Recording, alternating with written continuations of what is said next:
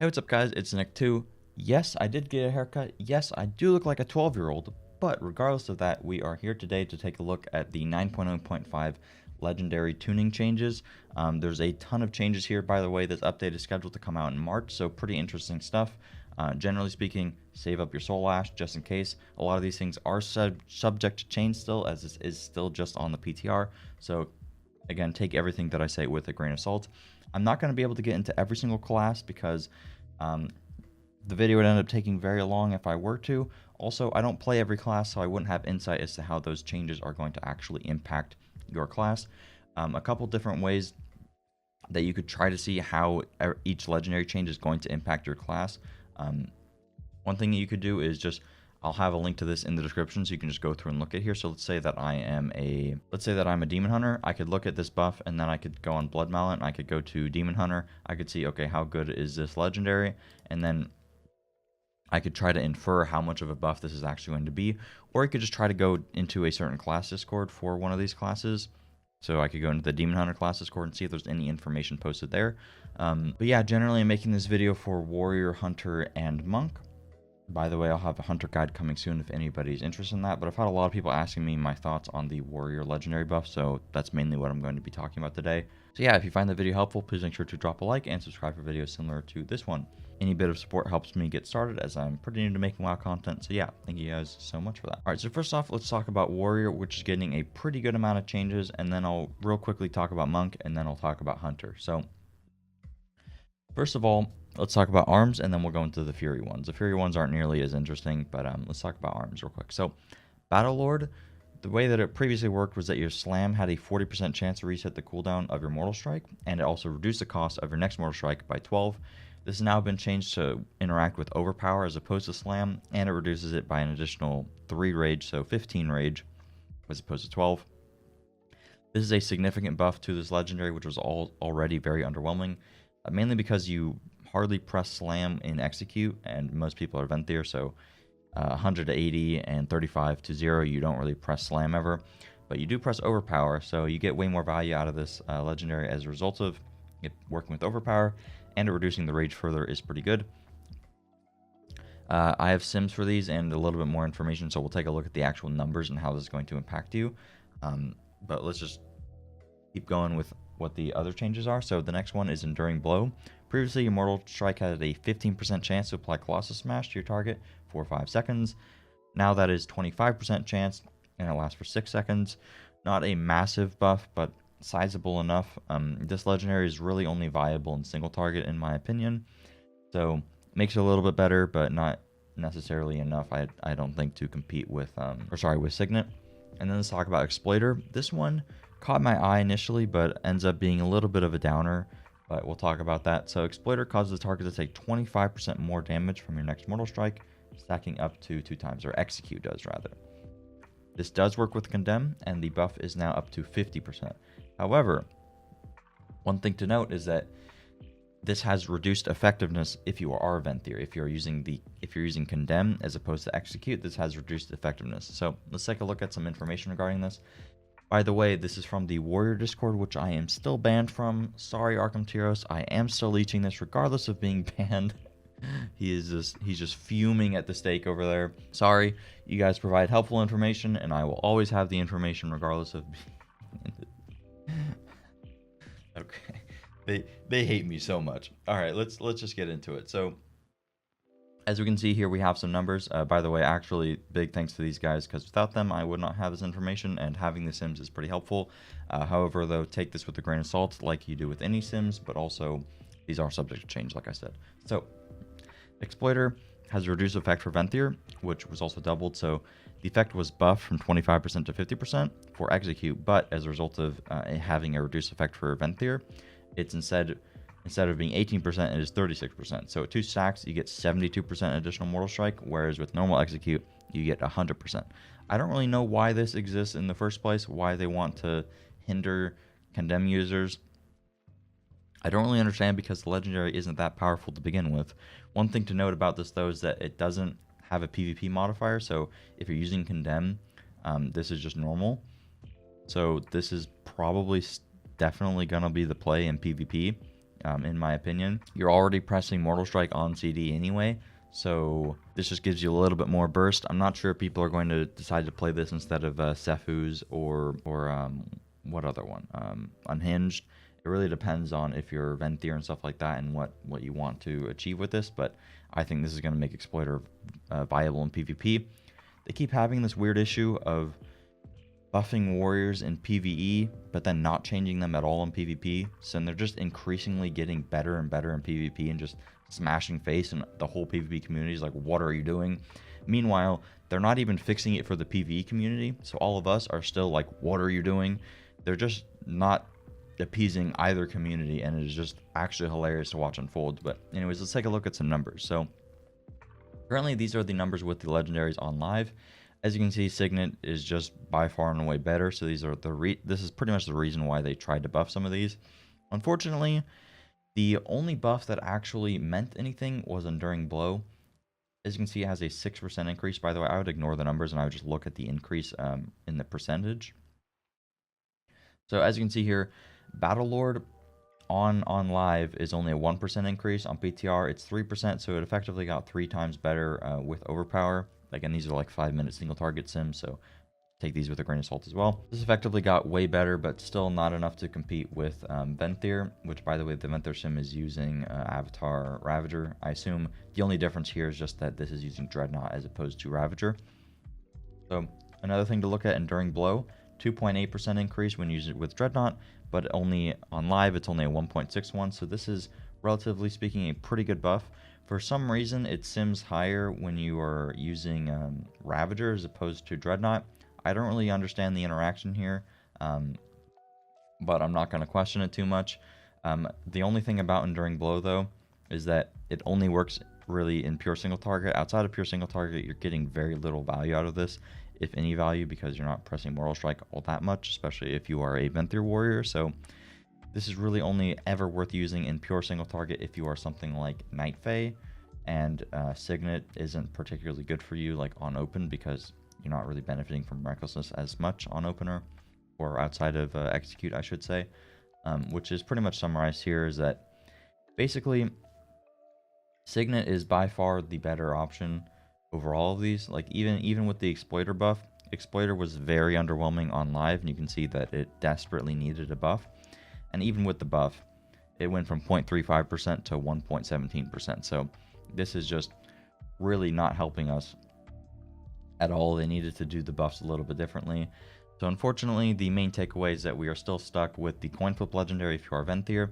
If you are Night Fae, you can go Enduring Blow and pure single target, but I really don't think it's worth it. But I mean, Arms is kind of secondary to Fury now in almost all content. And there are some Fury buffs, so let's take a look at those. But the takeaway for Arms is that Arms needs help regardless of the legendary changes. I think these legendary changes are a good step, or a step in the right direction rather, but simply just not enough to make Arms, one, better than Fury, two, just anything better than Signet. I don't like using Signet. I don't like using a coin flip legendary, but Signet has value in AoE, where none of these have any value in AoE. So I really hope that they kind of fix the way the Arms is currently. But regardless, let's take a look at Fury. They nerfed Blood Rage in PvP. I don't know who's playing Fury in PvP anyway, and I don't know why they would nerf this, but, you know, whatever. Let's take a look at the first one, Cadence of Fueda, however you say that. Bloodthirst increases your haste by 1%. Instead of 8 seconds, it is now 12 seconds, stacking up to 5 times. Not really much of a sizable buff. This legendary already wasn't that great. This just gives you a little bit more leeway so that you don't potentially lose the buff. Ultimately, I think that they should increase the amount of haste that this gives, or something. I don't know. This is a little bit boring, but regardless. Okay, this next one is pretty interesting. I have no idea why they did this, but whatever. So previously, the way the legendary worked is that Rampage crits have a 20% chance to reduce the remaining cooldown of your Recklessness and Enrage regen by 3 seconds. This is how it previously worked, and these are some sims. This is on Blood Mallet, and by the way, this is not using Anger Management.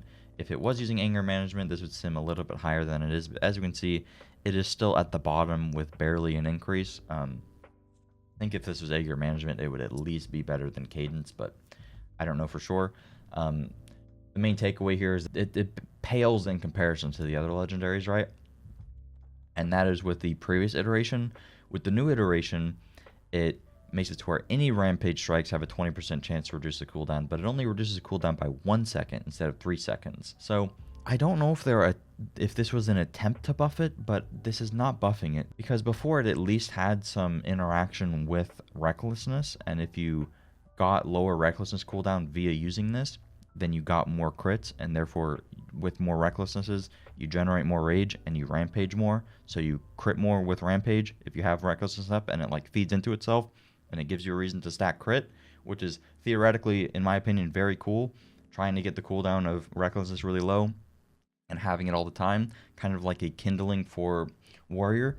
I think this is really cool in practice, and on beta it was actually good if it actually worked on beta, but the values on beta made it seem like it was going to be pretty good. And here it's underperforming terribly relative to the other legendaries. And instead of just buffing it to where the crit chance is from 20% to 40%, they made it to where it doesn't interact with crit at all.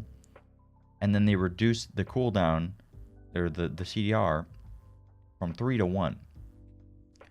Mind blown. There is no reason to do this. They effectively made it worse.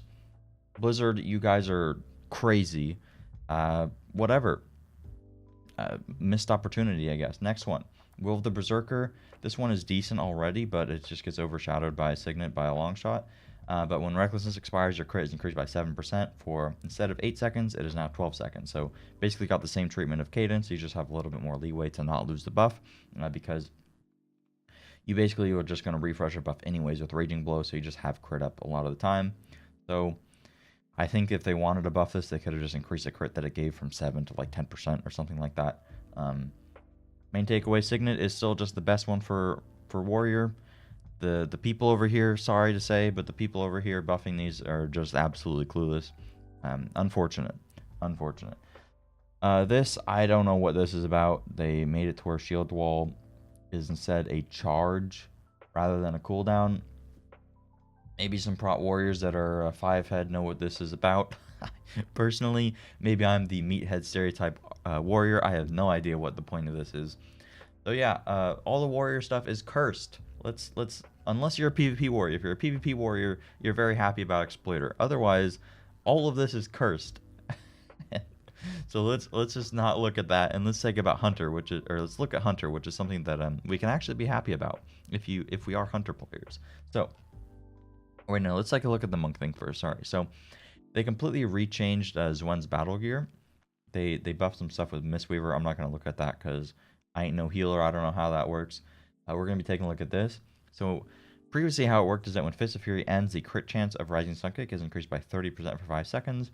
And Rising Sun Kick crits reduce the cooldown of Fist of Fury by 2.5 seconds. This already was like really bad, I think, or not really bad. Let's actually take a look. I don't know how bad it was relative to the other one, the haste one, but it just wasn't good. Zwen's, what was it called? It's not Zwen's Treasure, is it? Oh, they literally just have it. Okay, whatever.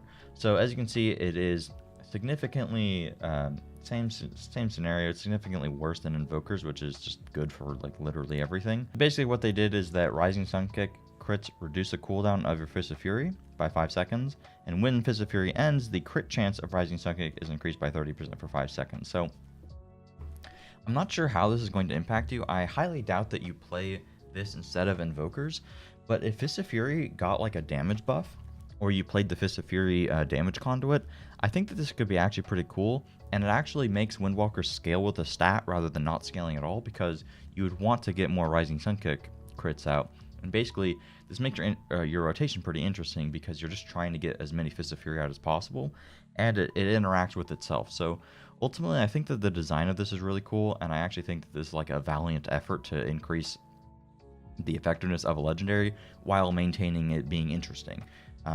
I think this is really cool. However, I think it's just going to be overshadowed by Invokers anyways.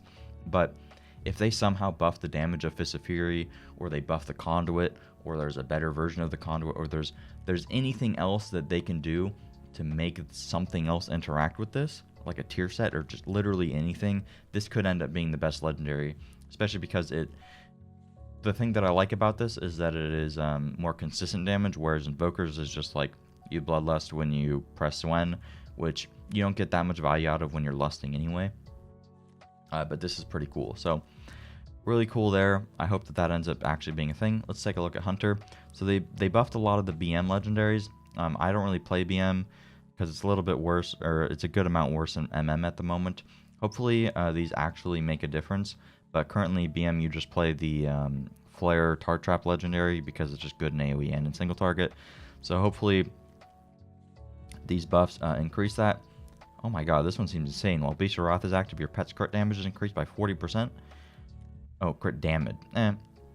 Whatever. Maybe if you sack a lot of crit, that's good. I don't know. We're not going to look at these that much. These seem pretty decent, but I don't want to sit here talking about them forever because we have some MM stuff to talk about, which is probably still going to be the premier spec unless BM gets a sizable buff. So one thing to note, going into 9.0.5, there's a current bug with the Serpent Shriner's Trickery legendary, where with Night Fae, when you put Wild Spirits down, every time that your aim shot procs the Serpent Sting, it gives Wild Spirits another damage proc. So basically that that bug is going to be fixed, therefore resulting in a nerf. So Moofsy, my hunter friend, sorry if I'm getting these numbers wrong, but this is kind of what I remember. Basically this ends up being a 2% loss in single target and a 4% loss in AoE because you got a lot of additional value from those extra procs and Wild Spirits. So this is one of the reasons that SST was a good legendary to begin with, because it synergized well, but it also just did flat damage, which in my opinion was a little bit boring.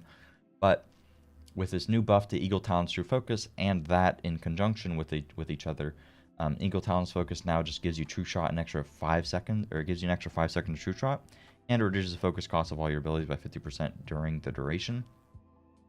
I think this is actually a really cool legendary.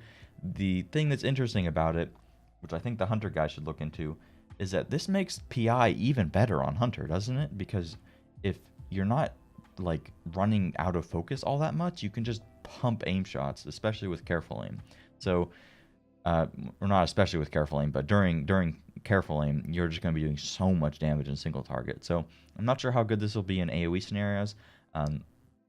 Probably pretty decent, but yeah, this is a sizable buff, and from what Moosey said is that this is probably going to be the legendary that you're going to use instead of SST if you are a MM hunter that is Night Fae. However, if you're a Kyrian, it might be the case that you run surging shots in AoE, maybe even single target if I remember correctly, but basically rapid fire just deals 35% extra damage, and aim shot has a 15% chance to reduce the cooldown of rapid fire.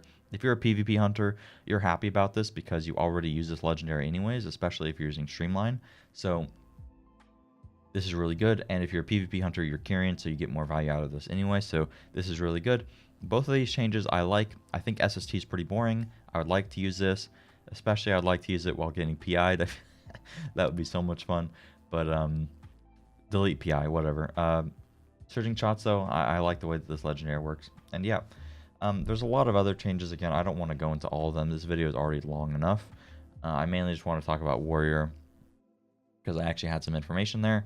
I had a little bit of information about Hunter, I guess you could say too. But yeah, if you're interested in this, I will leave the link in the description. Thank you guys so much for watching, and have a good one. Bye-bye.